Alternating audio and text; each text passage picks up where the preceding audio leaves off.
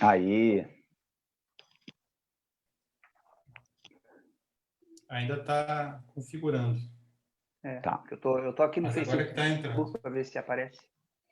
Já entrou, já apareceu ali. Estamos no ar? Acho que sim. São 18 horas em Brasília, Pelotas. Então Vou ficar tá. quietinho aqui, tá? Qualquer coisa, eu escrevo aqui para vocês. Qualquer coisa que acontecer, eu escrevo aqui para vocês no chat. Beleza. Valeu.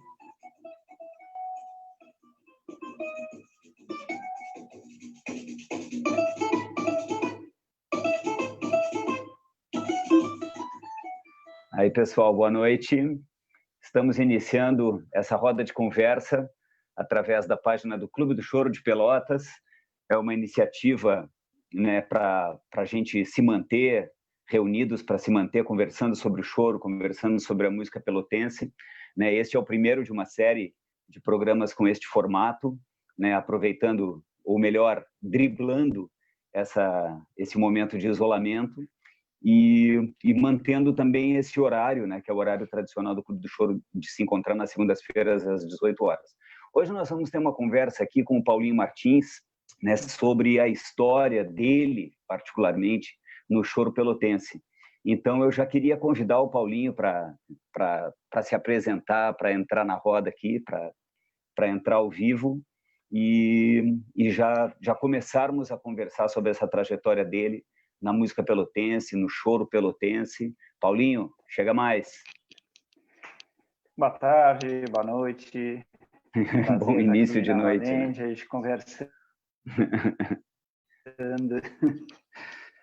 Às vezes, de início, eu fiquei meio assustado, você não sabia se era um prazer estar no sentido de estar conversando aqui ou se a gente já estaria fazendo quase que uma parte da história, né?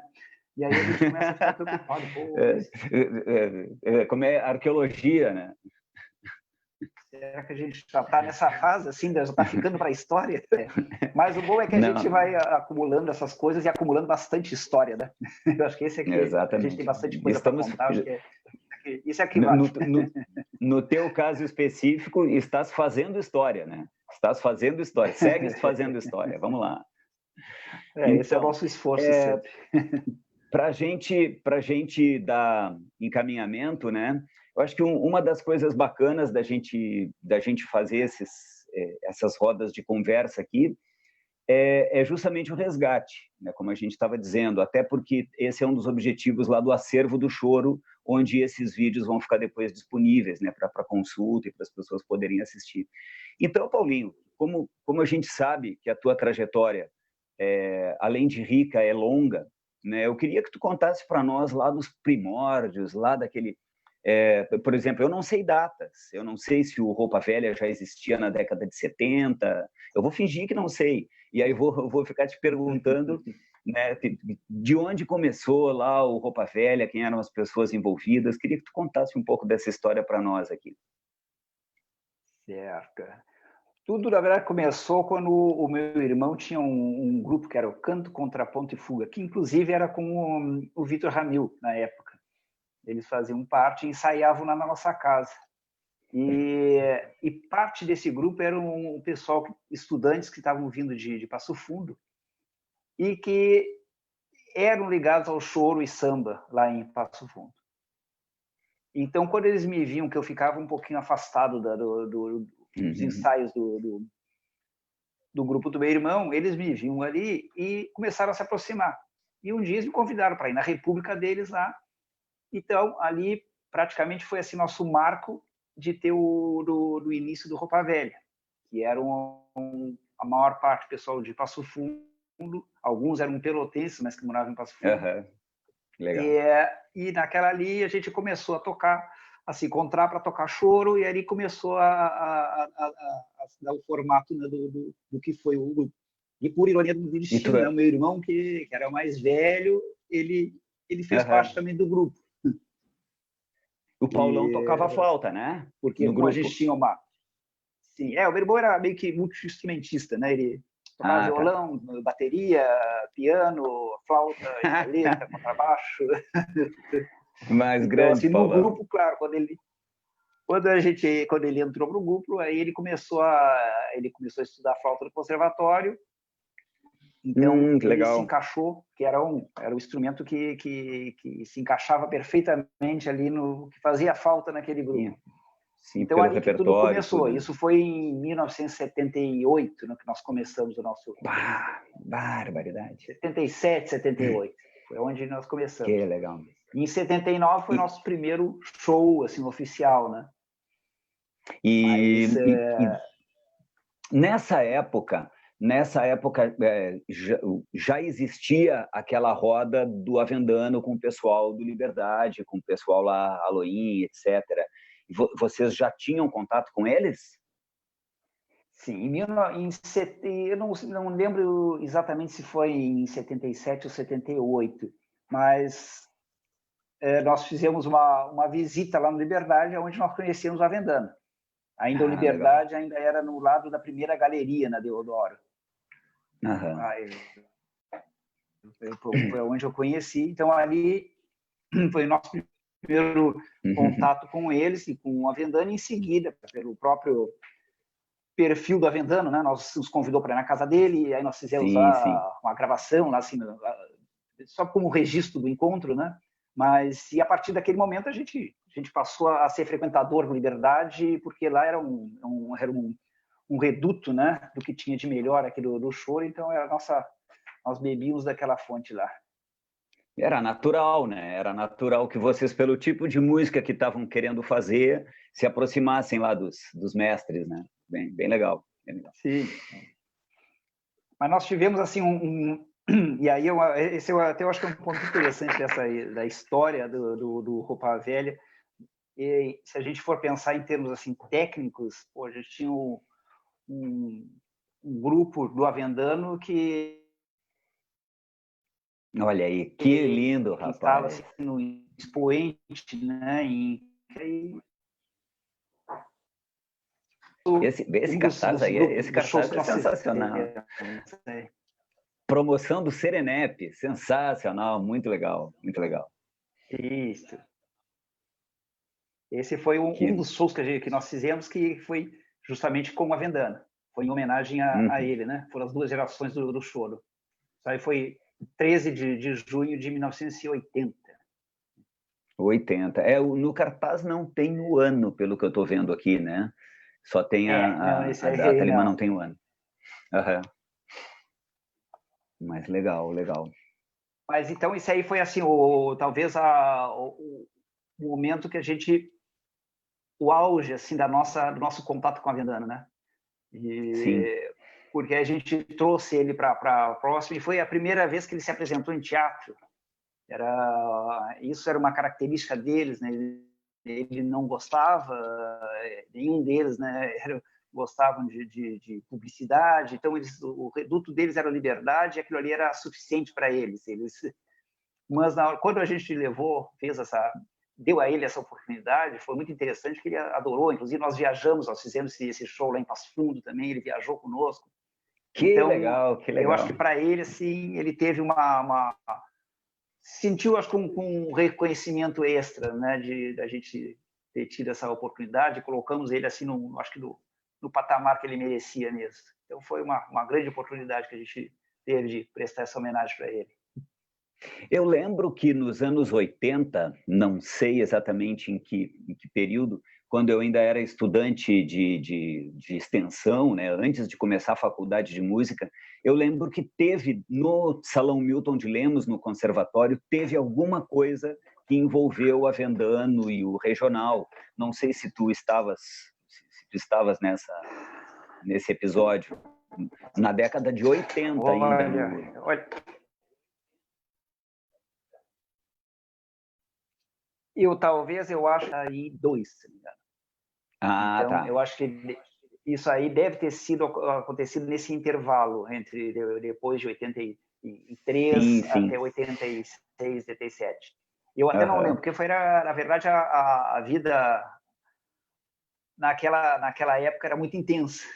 Então, os eventos estavam surgindo, a gente passava mais em função de música do que qualquer outra coisa, né? Que legal, que legal. Realmente um movimento bem grande desse do Roupa Velha, e inclusive assim, saíram várias reportagens, né, no jornal, até nos comparando na época com o grupo do Oito Ramil, né? Batutas? Oi? Então eles... Não, do Cleito Cledir. Ah, sim, com aquele movimento lá da música gaúcha e tal. Com o movimento...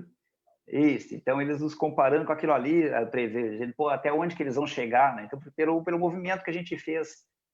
Então, a gente realmente chegou nesse ponto mais pelo ímpeto, né, de fazer alguma coisa, de levar essa proposta que se tinha.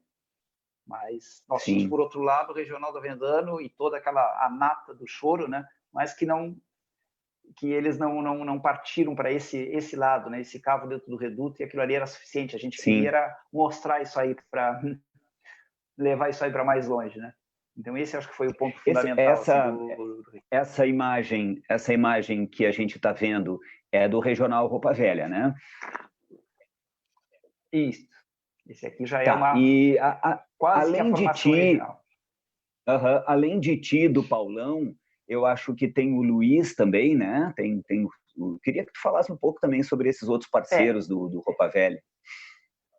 Nós temos aqui o Kung, que era o famoso Kung, né? Hernani Magnabosco do Pandeiro. Esse era mais ou menos o nosso diretor artístico, ele que ia à frente, principalmente fazer contato. Ele é o que movimentava realmente a coisa, né? E nós tínhamos ali o Alexandre, o Alexandre Assunção, né, que era esse do Sul, também era de Passo Fundo, mas ele morava, já estudava também aqui. E os outros dois eram o Hélio, que era o Easy, e o Edu, que eram 2 irmãos, também de Passo Fundo. Então, nós éramos, dos 6, eram 4 de Passo Fundo e eu e meu irmão. Legal. E essa foto? Essa foto é o... Essa foto é histórica, foi do Avendano, né? Foi sim, o Avendano ali de chapéu, elegante ali, de chapéu nós Avendano. Inclusive, esses shows, eles tinham uma produção, assim, mesmo que fosse uma coisa muito caseira, mas eu acho que para a época até foi marcante.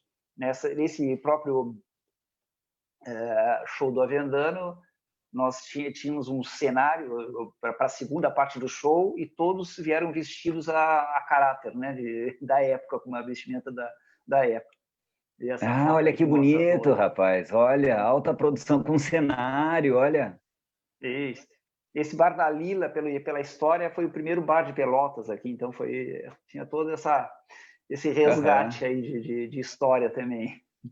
Que legal, que legal. Muito bonito, muito bonito. E que material bom, fotos bonitas, tal, bem produzido. Nós tivemos. Esse, inclusive, nós tivemos um show desse que, na época, foi uma coisa meio que inédita. Eles fizeram uma gravação, era com aquelas máquinas quase que de cinema, assim, mas, infelizmente, nós não tivemos depois acesso a essa gravação. Todo o show foi gravado. Mas, não era então, Super assim, 8? O material que a gente tem... Não, nem Super 8 era. Foi no Teatro Guarani que eles tinham uma câmara Sim. Era um pessoal até que não era de Pelotas que veio. Mas, infelizmente, a gente não teve o resgate desse material. Desse material. Então, olha, isso é o Guarani visto de cima, né? Isso é inconfundível. E é nesse espetáculo? Esse é o Guarani. Esse é o Guarani, com essa vista do público, foi no dia do show do Avendano. Nós fizemos, acho que, se não me engano, foram 3 shows ao longo do percurso do Roupa Velha lá no Guarani. Que legal, que legal. Esse material... Nós tínhamos, assim, uma lotação de quase 1.000 pessoas. Barbaridade. E uma coisa que é legal de dizer para as pessoas que estão nos acompanhando aqui é que todo esse material de fotos, vídeos, entrevistas, ele está à disposição no acervo do Choro, que está sendo, né, compilado, está sendo organizado pela UFPEL, pelo curso de música, e que está organizando esse material, fazendo toda essa pesquisa, capitaneado aí pelo Rafael.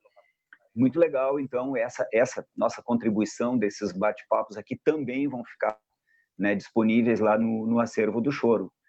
Tá? E aí, bom, Paulinho, agora contigo, vamos ver cronologicamente. Daí para onde a gente vai? Depois dos tempos gloriosos do Roupa Velha e, né, dos primeiros contatos com o Avendano, para onde a gente vai? Depois teve uma fase assim, que foi marcante pela praticamente ausência, não totalmente de música, mas de uma sequência bem diferente do que se vinha do contato com Roupa Velha, que foi de uma hora para outra, o grupo se desfez, porque eles terminaram o curso, né, da faculdade e foram embora. Sim, sim. E praticamente nós ficamos sozinhos aqui, meio que perdidos, sem saber o que fazer, né? Então foi um tempo que eu pegava o bandolim e saía para a noite encontrar em qualquer bar, onde tinha alguém tocando, ia lá, chegava com o bandolim e me juntava, pela necessidade de tocar e um vazio que ficou dentro desse período, né? E aí teve uma iniciativa, acho que já por 86, talvez, 87, do professor Luiz Adê, do Conservatório de Música, que ele botou, inclusive, no Diário Popular, lá que estava montando um grupo de choro dentro do Conservatório de Música. Sim. Então, eu me inscrevi, o Milton também escreveu, que também estava perdido aí meio que na noite, né? Então, eu acho que o Luiz Baquili, se não me engano, foi, e nós fizemos ali foi um novo núcleo, nós fizemos algumas apresentações no Sete Entardecer, com esse grupo, e dali surgiu o Perdidos e Achados, dentro desse grupo, justamente com essa ideia, uma iniciativa do Nadir Kuri, né? Que daí veio o Perdidos e Achados, que eram vocês que estavam meio perdidos e se acharam ali. Isso aí, é essa citação, né? Então, o Nadir Kuri pegou uma porção de gente que estava solta aí, né? E juntou. E foi um período... Eu toquei com o Perdidos e Achados durante 11 anos, e eles ainda permaneceram mais, acho que uns 2 ou 3 anos depois que eu fui embora. Então, foi uma época muito interessante. Olha aí, rapaz, ali já tem o Renato, olha aí. Essa é a formação original dos Perdidos e Achados, com o Nadir Kuri, o Zezinho do pandeiro, o João Bombeiro no acordeon, o Beto Bossa Nova, o Aloim, o Luiz Baquili, o Nadir e o Zezinho do pandeiro. Então, essa era a nossa formação original. Que bacana, depois tiveram o Toinha, fez parte também, o João Carlos do pandeiro também. Uma coisa importante... O Zé Chagas também chegou a tocar conosco. Olha, sim. Uma coisa que eu acho importante a gente colocar para o pessoal, né, é que tipo de mercado a gente tinha nessa época, né, Paulinho? Que tipo de mercado de música tinha? Em que ambientes se tocava? Quais eram as possibilidades, né, que se tinha para tocar, principalmente com uma formação numerosa como essa, né? A gente tinha uma característica aí era o seguinte, é que nós tocávamos só por amor à música, né? Como boa parte da nossa carreira, que foi assim. Então, nós éramos... Inclusive, além dessa turma toda, ainda tinha o Max e o Roberval que cantavam, né? Olha só. Então, era um grupo de choro e seresta e bossa nova, então ele era... nós éramos, acho que 11 ou 12, era impossível tu transformar isso em alguma coisa rentável financeiramente. Então, nossas apresentações eram muito em alguns locais, algumas festas particulares. Nós tocamos um Sete Entardecer várias vezes, do 7 de abril ainda. Então, esses eram as oportunidades que se tinha. Mas essa foto aí é no Bar do Nenê, mas era um... Olha...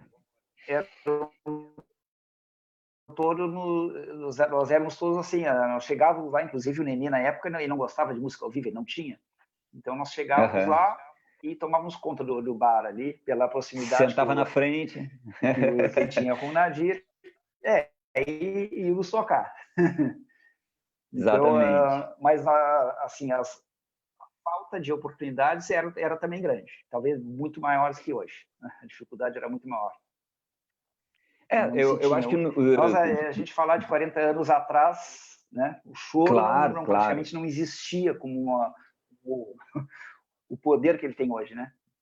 Exatamente. E era uma música que estava muito... O choro, nesse período, foi o período que o choro estava realmente relegado ao ostracismo total, assim, né? Então, isso é uma das coisas que a gente sempre salienta, que esse pessoal, a geração do Avendano, tu, o Baquile, a Luin, etc., tá? Foi uma geração que manteve essa chama acesa numa época que ninguém dava bola para o choro.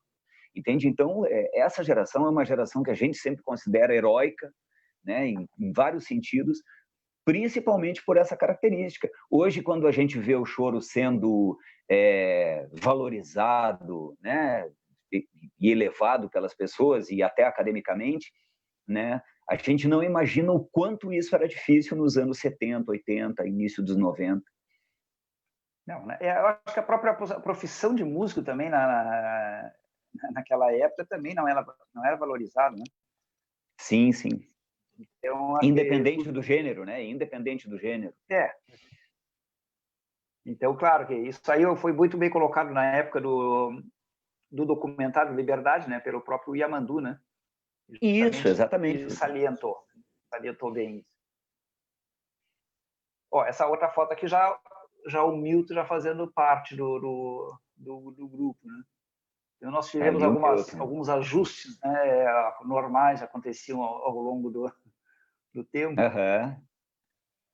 Sim, ainda mais num grupo numeroso como esse, é natural que houvesse essa flutuação de alguns membros, né? Sim. Tio Renato. Mas foi uma época que o Nadir levava realmente nós a todos os lugares possíveis, né? Nós fomos a Santa Vitória com ele promovia essa integração e essas oportunidades. A gente está sempre, né, ativo na música. Eu gosto muito dessa foto, Paulinho. A primeira vez que eu vi, eu viajei nessa foto, porque é maravilhosa, né? Isso era uma prática muito comum, né? Eu queria que tu conversasse com a gente sobre essa prática, né? De os artistas com nome nacional que vinham tocar na região e contratavam, assim, né? Por assim dizer, uma formação local para acompanhá-los. Sim. Essa aí foi uma oportunidade, assim, para mim, de ouro, né?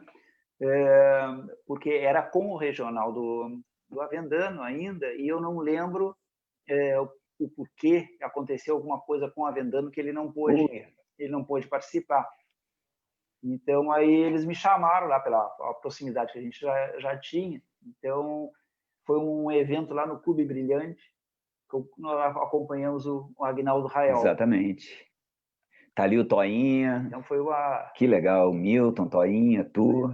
Isso já era com o Toinha, com o João Carlos Bovalê no pandeiro. Olha só. Muito legal, muito legal. Esse é material que também está no acervo do choro. Isso aí faz parte da história. Existe gravações dessa época, eu sei do disco do Avendano, né? O disco que saiu em vinil, que já está no acervo do choro. Só falta você, né?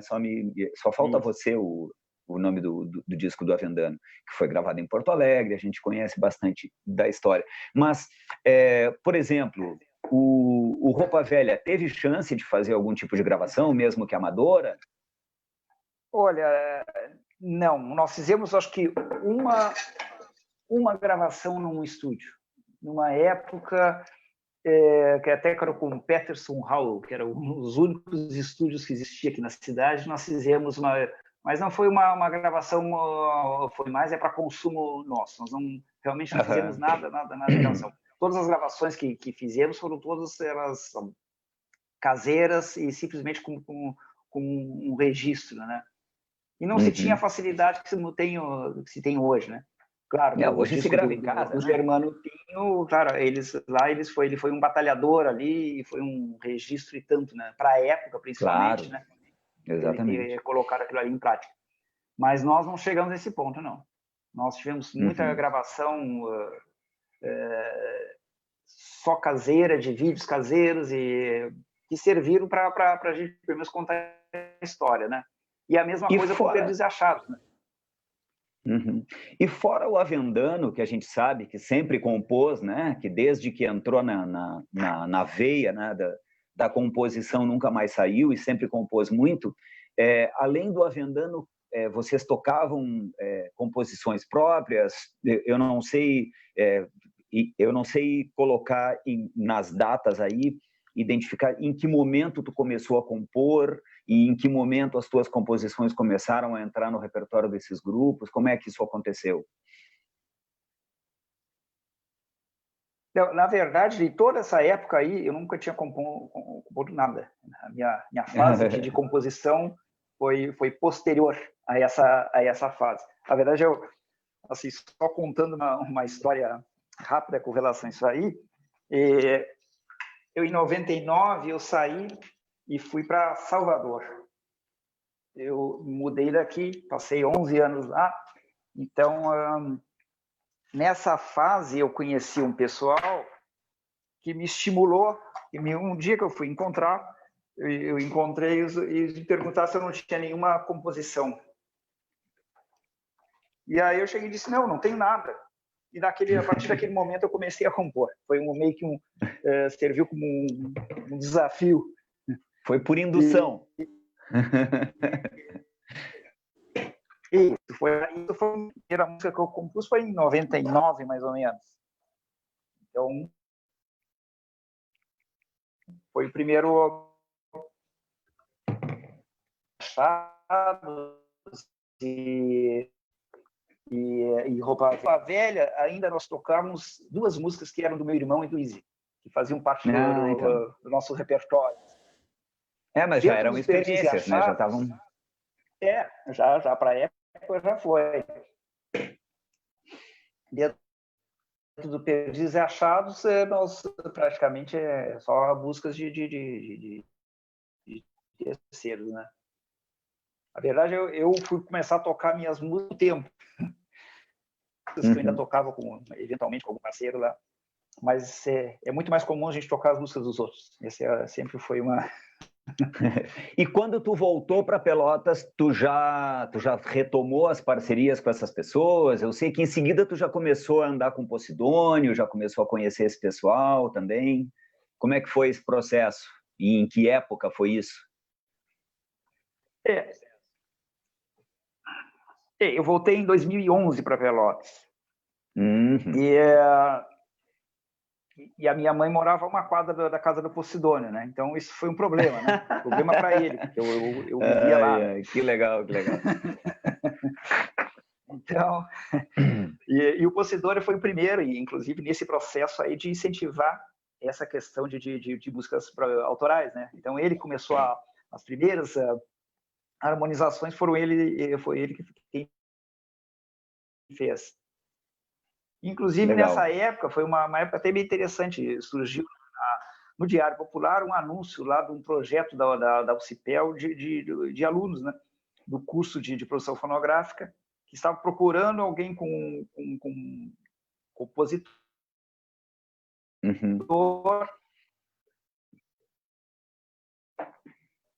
para fazer parte de um projeto deles lá. E eu me candidatei, mandei 2 vídeos, eu e o Posidônio Topinho, e fui selecionado, autoral, fonográfica. Então, aquilo ali foi um momento assim... para gravar lá no estúdio. Né? Porque eu estava recém-retornando, então, no estúdio, na verdade, produção fonográfica.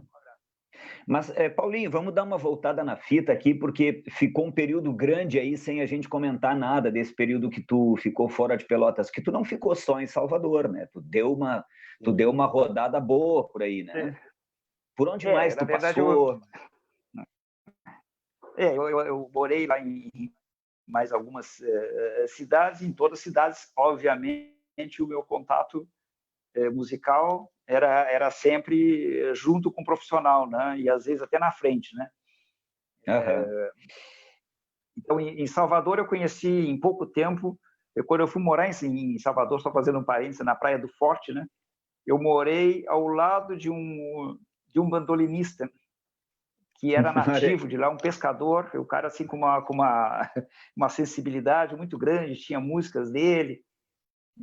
Então foi o meu início. Por coincidência, fui morar ao lado da casa dele, e aí, claro, ele me colocou em contato com o pessoal dali, a gente já começou a tocar.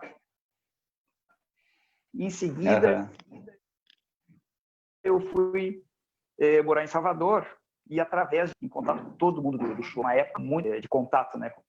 Mas dali também, em todos os lugares, depois eu morei em Fernando de Noronha, morei em Natal, também em todos esses lugares eu tinha contato com gente da música. E fora do Brasil, Paulinho? Em 2011... Oi? E fora do Brasil? E aí em 2011 eu fiz eu montei uma agenda, vamos dizer, que eu intitulei de Rota do Choro, que foi para a Europa. Eu peguei o bandolim, comecei a entrar em contato com todo mundo que tinha choro, né? Que participava de rodas de choro lá pela Europa, e fiz mais ou menos um roteiro. E fui encontrando o pessoal. Então, eu encontrei em Barcelona, lá em Paris, lá na Alemanha. Então, em todos esses locais, e tu via como aquilo ali era forte. Tinham brasileiros, mas o que mais impressionava eram o pessoal nativo de lá, e todos eles falando português, né? Eles valorizam tanto a música daqui que todos eles já tinham feito algum tipo de intercâmbio no Brasil para estudar música e ver, né, a valorização, né? a língua. É verdade, muita então valorização, né, do choro. Quanto que isso aí é valorizado lá fora. Exatamente. E um outro lado interessante assim do...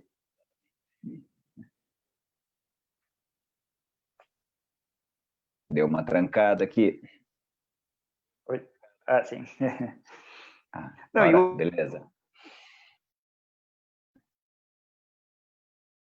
Outro lado interessante de como a música te leva àquela parte do mundo, né? É uma linguagem universal. Então, tu conversa com todo mundo, mesmo tu não falando a língua, tu conversa com as pessoas. E o choro, ele tem essa característica de ser muito carismático, né? Em qualquer lugar do mundo que tu chegue com o choro, as pessoas estabelecem uma ligação muito imediata, né, com o choro. O choro tem esse poder. E essa característica da própria roda de choro, né? Que é muito inclusivo, né? Onde é uma coisa democrática, onde é participativa, né? Então, esse viés, eu acho que é muito interessante do choro. Só continuando com a questão dos materiais de acervo que nós temos à disposição, a gente tem gravações antigas tuas, né?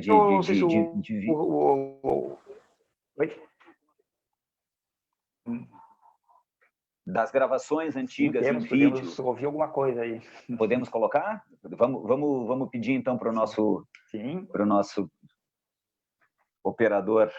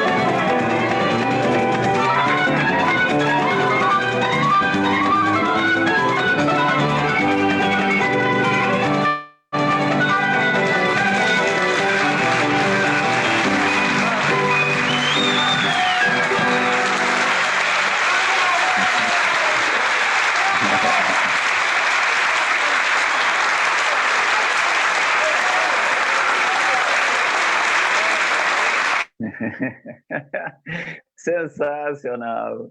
Que pauleira, hein? Que pauleira. Muitos amigos. Muito legal.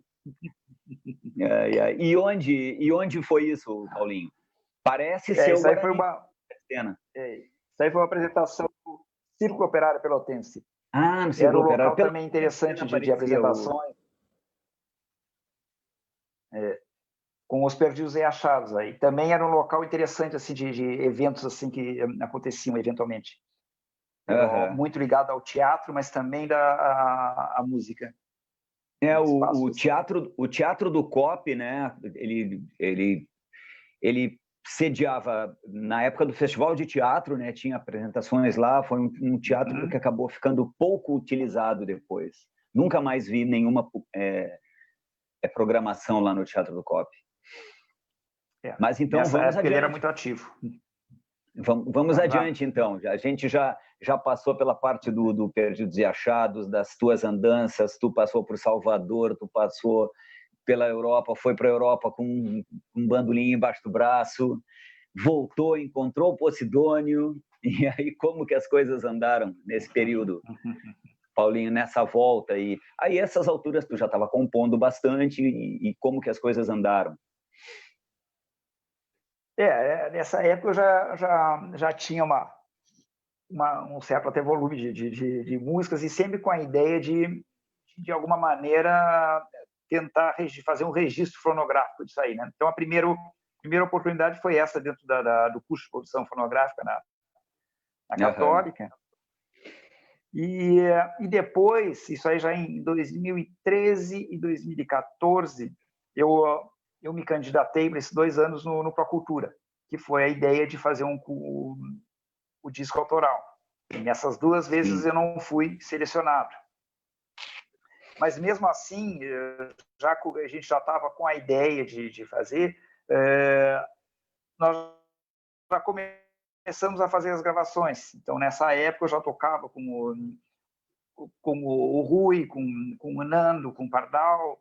Então, nós começamos a fazer as gravações independentes do projeto estar aprovado ou não. Sim. Então, a gente a primeira oportunidade, depois foi em 2015, foi a última, que seria a minha última vez que eu iria apresentar esse projeto, e que aí finalmente passou pelo Procultura. Foi aprovado em 2015. E em 2015 foi a primeira vez que eu tive a oportunidade de fazer também no Sete Entardecer Isso aí. E que se tornou esse CD aqui, que é um orgulho.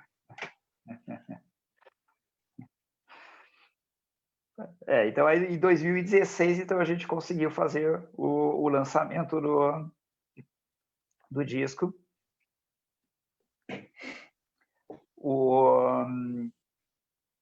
Em novembro de 2016, então, a gente lançou oficialmente o disco, que na verdade, era um projeto muito antigo, né?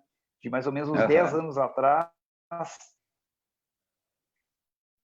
que a ideia era justamente falar e fazer o disco citando o Avendano, né? Inclusive o nome do disco era assim, Traduzir Vocês, era uma menção à música do Avendano.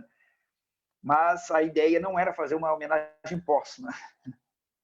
Infelizmente, não deu para colocar em prática, né? Mas a ideia, inclusive, desse nome já do disco, do próprio arranjo da música dele, isso aí já era 10 anos atrás. Era na época que eu morava fora, aqui eu já tinha essa ideia montada.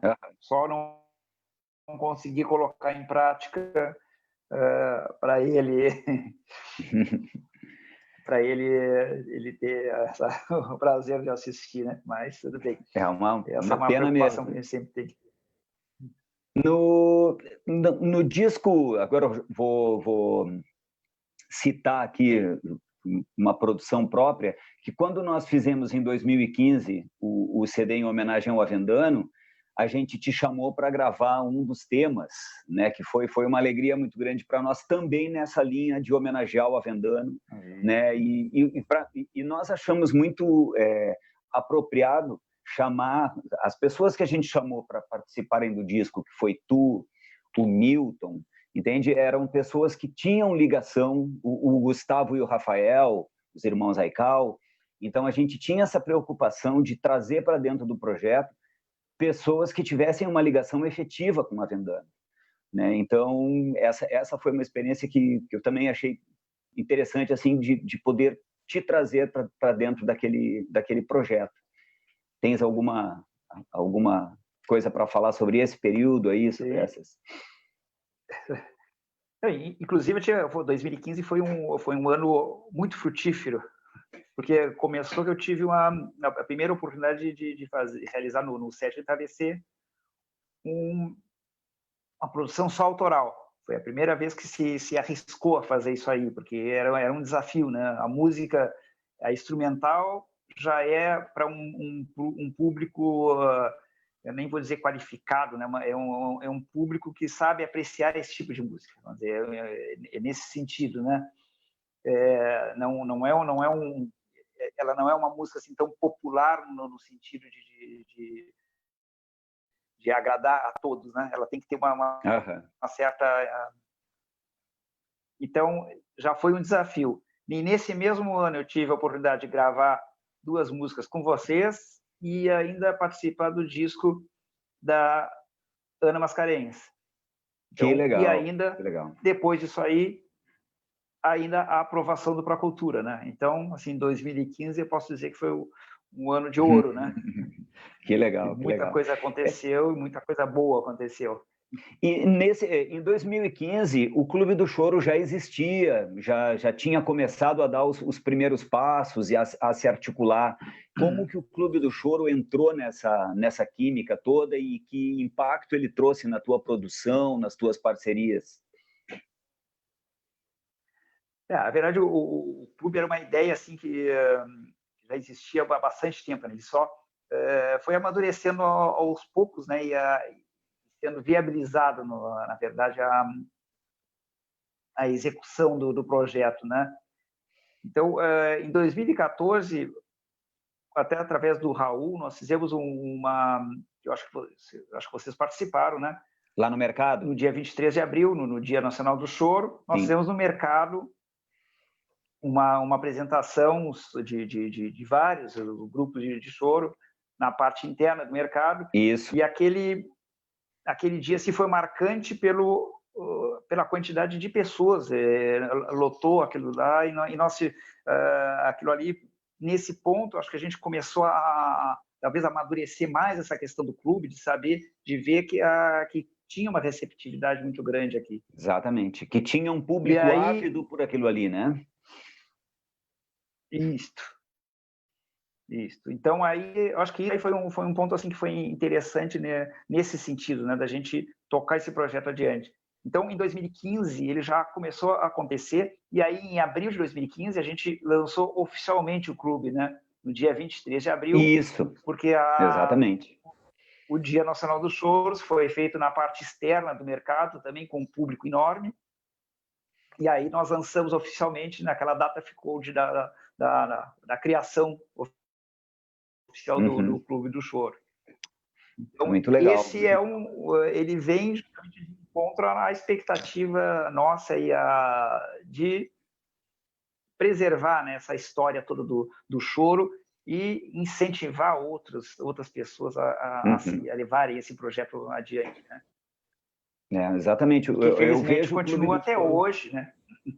Exatamente, eu vejo o Clube do Choro exatamente como o articulador dessa ponte, né? De pegar a história e de ir adiante, né? De fazer com que essa gurizada produza choro autoral, né? Então isso é bastante importante. Isso e para a gente ir adiante, que a gente não pode deixar de falar nisso, sobre música autoral, falar sobre os álbuns, né, que estão sendo produzidos, né? O Clube do Choro produziu um álbum, né, que eu tenho aqui, mas vai ficar ruim de pegar, mas produziu um álbum de choros de compositores locais. Então tem choro teu, do Avendano, do Posidônio, do Raul, do Toinha, do Aloim. Então é um documento importante. E para somar isso, tem a tua produção, que tu já está no 2º volume dos teus álbuns de partituras. Fala para nós dessa produção toda, Paulinho. Faz um choro por dia, Paulinho. Isso aí, na verdade, chegou no momento e que eu tinha vontade de deixar isso aí registrado de alguma maneira, né? E só que aí entre pensar em algum projeto de alguma produção um pouquinho mais, vamos dizer, profissional, aí eu resolvi fazer esse registro a partir de 2015, 2018. Eu convidei o Pardal para participar disso aí, então nós começamos a fazer toda a revisão das partituras e ele fazendo a harmonização das músicas. Então isso aí começou Muito legal. a render esse trabalho. Então eu comecei a juntar os lotes. Então naquela época, no ano passado, o primeiro volume saiu com 25 músicas. Mas nós continuamos com isso aí, além de eu estar fazendo outras músicas, mas a gente fazendo o resgate de músicas antigas, né? De músicas que eu já tinha feito, que a gente estava revisando. Então, aí, esse ano a gente lançou o volume 2 e nós já estamos com quase o volume 3 pronto. É isso aí. Eu tenho a versão impressa. Eu tenho a versão impressa porque eu sou exibido. Mas vocês podem encontrar tudo disponível em PDF, totalmente grátis lá na página do Paulinho. Quem é a fim de conhecer, de tocar, de divulgar, vai lá e procura, porque é joia. Isso aqui é ouro. E ao mesmo tempo que a gente está fazendo isso aí, todos os nossos encontros aqui, né, que só fazemos essa harmonização, nós estamos registrando em vídeos caseiros também, que eu coloco na minha página, né?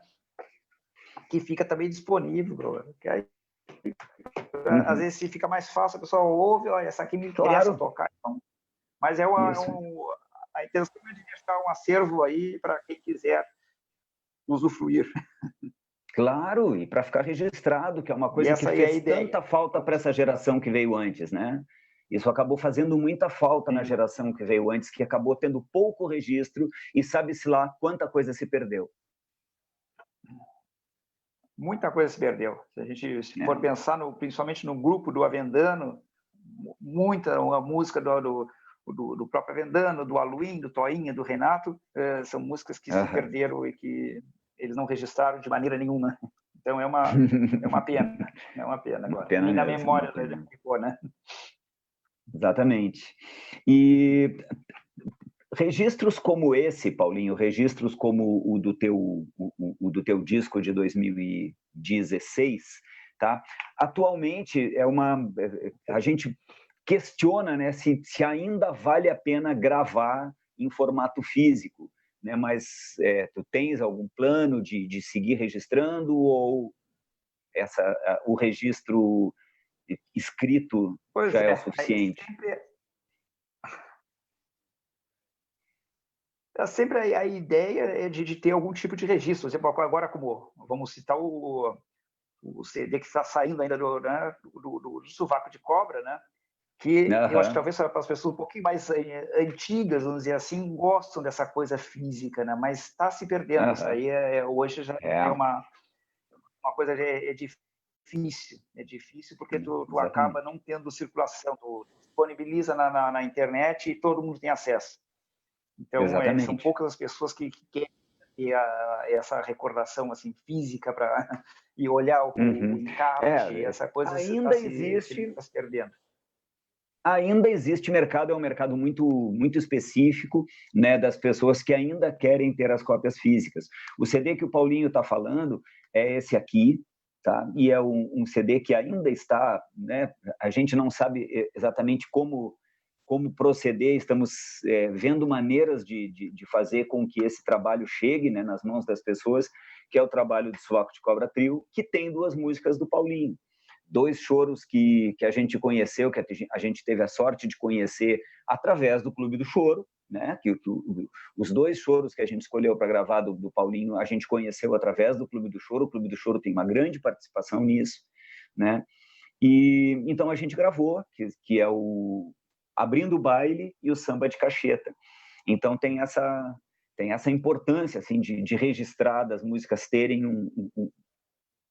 como ficarem para a história, né? Como ficarem para a posteridade, das pessoas depois poderem dizer, aqui tem CD que tinha música dos compositores pelotenses, era o Egberto Parada, era o Paulinho, era o Varela, enfim, né? Isso eu acho uma coisa importante. Paulinho, alguma coisa a mais que a gente precise dizer para as pessoas? Não, eu acho que é só para dizer que justamente esse CD, assim, para mim, esse aqui é um auge, assim, para quem compõe, né? Que é de alguém, no primeiro momento, escutar tuas músicas, depois, num segundo momento, tocar tuas músicas, e aí registrar as músicas no CD. Então, essa assim, eu acho que é um sonho de qualquer compositor, é a gente chegar nesse ponto que a gente... Opa! A gente teve agora com o Sovaco de Copa. Que legal. É para isso que a gente produz.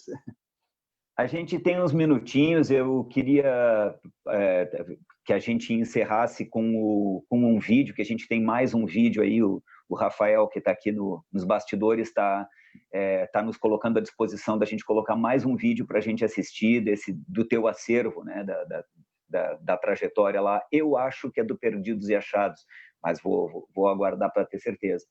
E como a gente... o assunto que eu acho que ficou faltando um pouquinho é a gente conversar sobre esses detalhes, assim, por exemplo, no teu disco, tu trabalha bastante em quarteto, tu, o Rui, o Nando e o Pardal, né?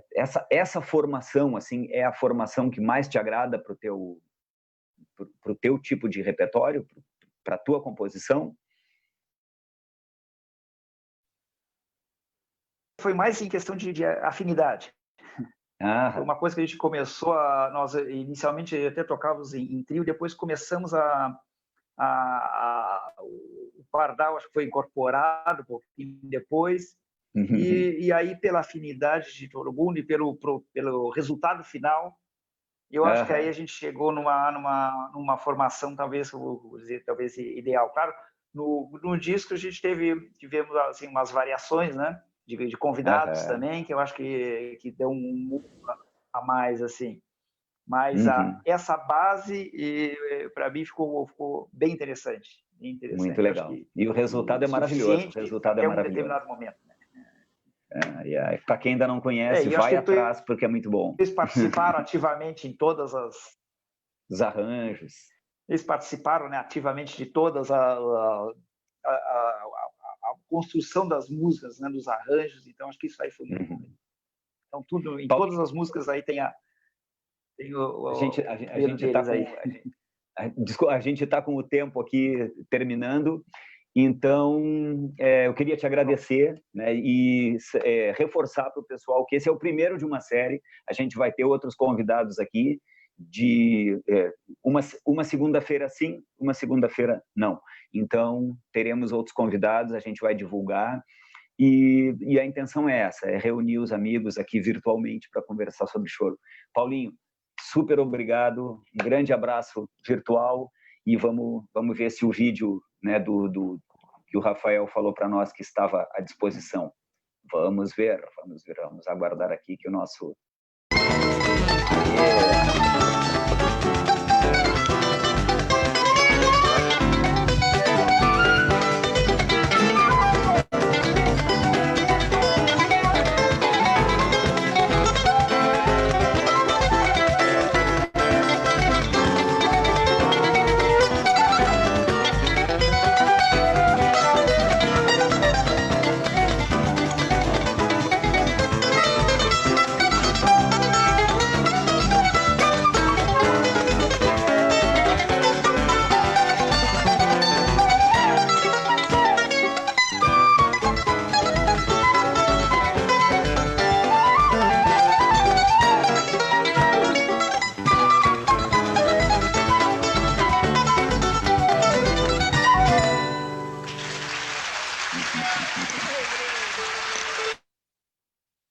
Era isso aí. Eu não sei, agora eu tô... estamos, né? Estamos aqui pela técnica para ver em que momento encerra a transmissão. Oi, tinha perguntas, Rafael? Tinha perguntas das pessoas que estavam assistindo? É isso? Eu não tive acesso a essas perguntas, então...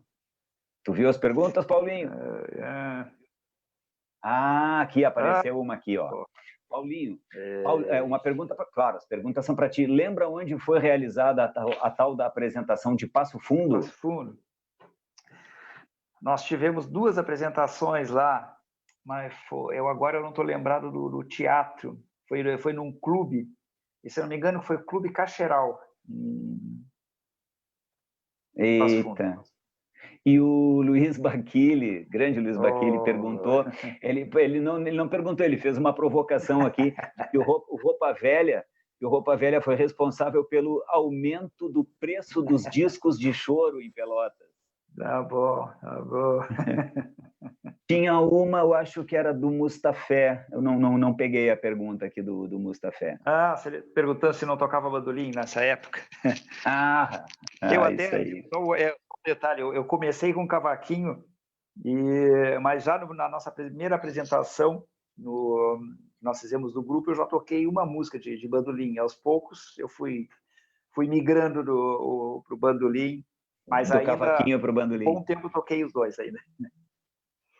E o Guilherme Vieira, perguntando sobre o conjunto habitacional.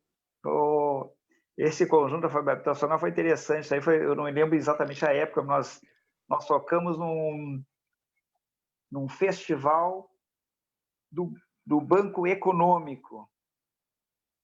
Isso, e nós tiramos até 3º lugar na época. Eu fazia parte desse grupo. Esse grupo, o conjunto habitacional, era porque a maior parte eram arquitetos, né? Então era o Chicão estava junto. Então nós tínhamos uma turma grande. E nós fizemos essa apresentação lá no colégio, no auditório do Colégio Pelotense, e depois a final foi no ginásio do Colégio Pelotense. Mas isso em 80 e poucos. 83. Pois eu não lembro exatamente da data. Eu sei porque eu participei. Eu participei.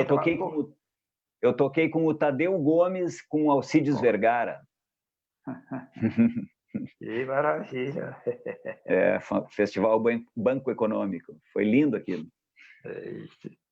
Mas eu acho que, então, de perguntas era isso. Eu me perdi um pouco no tempo aqui. Tem mais uma pergunta aqui, ó.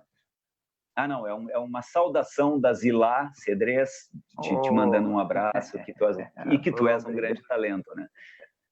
Então, obrigado, Zilá. Então, não sei, agora estou pela produção. Aí, produção, como é que estamos? O Álvaro Barcelos. Álvaro Barcelos diz, esses caras sustentaram o choro nessa época em que ninguém dava bola, né? Reforçando aquilo que a gente já tinha falado. E então? O Álvaro Barcelos é um parceiro de música, mas que ainda vai acontecer. E várias vezes nós já trocamos músicas, eu já passei músicas para ele ver se colocava letra nas músicas. Mas ainda não aconteceu, mas é o projeto que ainda vai sair do forno. Né, ele teve um trabalho lançado. Mas então, agora a produção está me dizendo que a gente já pode fazer o final. Agora sim, agora eu não estou fora do tempo, okay. que a gente já está chegando no momento do encerramento. Então, é isso aí. Mais uma vez, um obrigado a todos que estiveram conosco aqui, que assistiram. Espalhem essa notícia, divulguem, né? Divulguem que esse formato está sendo feito e que vai ter essa continuidade nas segundas-feiras, uma sim, uma não. Aqui pela página do Clube do Choro receberemos outros convidados para conversar sobre a história, né, do choro. Eu queria que o Paulinho também fizesse uma despedida e um tchau para o pessoal. Dá-lhe aí, Paulinho. Não, só tenho que agradecer essa oportunidade aí de contar um pouquinho dessa história e convidar realmente a todos. Acho que essa ideia do clube é interessante, da gente manter esse formato, né, principalmente nesse período de isolamento que temos aí, mas para a gente não se isolar da música, né? Como se a gente continua conectado de alguma maneira, e eu acho que é importante a participação de todo mundo aqui. É isso aí, então. Grande abraço a todos. Uma boa noite a todos.